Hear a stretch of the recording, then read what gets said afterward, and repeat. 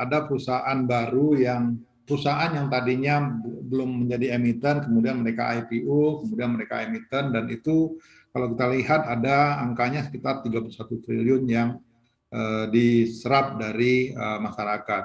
Nah, kemudian ada juga company atau perusahaan yang sudah menjadi emiten dan mereka melakukan right issue, dan sepanjang tahun 2021 ini angkanya cukup lumayan signifikan, yaitu sebesar 155,97 triliun. Dan kemudian ada juga perusahaan-perusahaan yang memanfaatkan pasar modal dengan menerbitkan efek bersifat utang ya, bersifat utang, dan angkanya sekitar 68 triliun. Total tahun 2021 ini ada sekitar 255,45 triliun. Dan angka ini kami kira terjadi peningkatan yang luar biasa dibandingkan dengan tahun, misalnya the whole tahun 2020 hanya 118 triliun. Mengapa ini terjadi? Karena memang kalau kita lihat ketika pandemi, misalnya pandemi melanda Indonesia, melanda kita, negara Indonesia dan bahkan seluruh dunia, maka beberapa sektor usaha yang tentunya juga ada yang perusahaan-perusahaan yang bergerak di bidang sektor tertentu yang terdampak parah terhadap pandemik yang saat ini menjadi emiten, dan emiten-emiten tersebut tentunya memang saat ini masih sampai saat ini masih saya kira membukukan kerugian ya.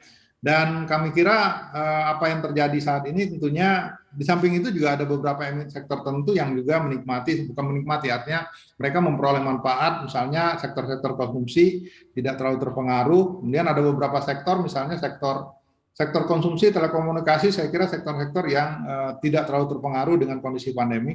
Hanya saja beberapa sektor seperti sektor perhotelan, sektor properti, dan sektor-sektor tertentu mereka mengalami pukulan yang cukup besar atas kondisi pandemi yang terjadi.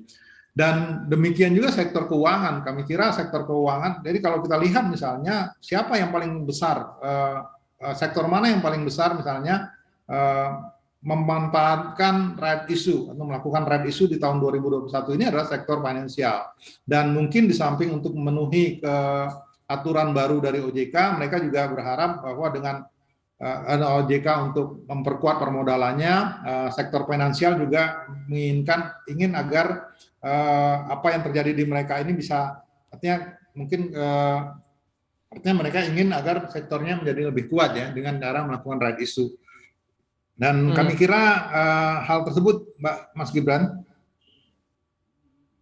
Ya, Pak, kalau kita lihat jelang akhir kuartal 3 2021 ini, bagaimana sebenarnya proyeksi AEI secara umum terhadap dengan kinerja dan juga minat penggalangan dana emiten di Bursa Efek Indonesia, Pak?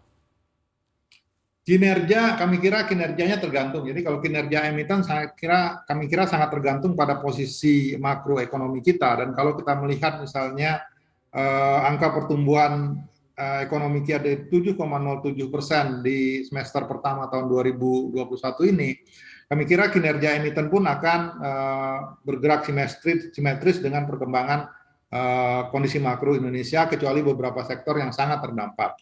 Kemudian kalau misalnya minat dari company untuk menggalang dana melalui IPO, kami kira ini ada reason yang cukup positif di belakangnya. Karena apa? Karena beberapa sektor finansial, terutama perbankan dalam hal ini, membatasi diri dalam menyalurkan kredit di tahun 2020 semenjak pandemik ini, dan makanya banyak sekali perusahaan-perusahaan yang dalam hal ini mencoba untuk menarik pendanaan melalui pasar modal. Dan kami kira ini sudah terbukti tahun 2021 banyak perusahaan-perusahaan yang mencoba untuk untuk melepaskan sahamnya ke masyarakat dengan tujuan untuk mencari permodalan.